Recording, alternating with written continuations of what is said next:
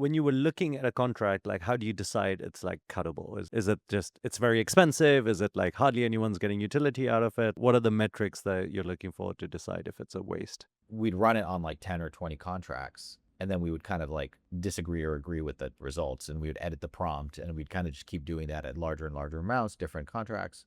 But we brought in some VA career people to kind of like see, like, do you guys agree with this kind of stuff? Because effectively at the end of the day, like AI, I think is like, it's just like replicating what human judgment would have done, right? Like if you have a really good prompt, it's just kind of doing what the 300 contracting officers would have taken like 6 months to do, because there's just so many contracts, and just like saving them 80% of the time. Like it's not full self-driving, right? It's not going to do all the work for them, but it can like at least take one of their tasks and automate it. And so, yeah, we kind of just iterated on it. We ended up with like 300 lines of English that I later asked Elon. I was like, hey, can I open source this such that, you know, people may disagree and agree with you with the sort of the DOGE approach. Maybe it's too aggressive on certain things, etc. But if we publish these, like, let's say every agency has like a similar 300 line prompt, that's a kind of a first pass of this like cutting contract process. Wouldn't that be good for like the average person to just see and know about? Just publish it on GitHub and say, this is the prompt, like help us improve it, show it to career employees. Unfortunately, I think DOGE kind of took a little bit more, and he was cool with that. It wasn't like working with the organization as much as it was like kind of coming in. It was got more like a little bit more like a hostile takeover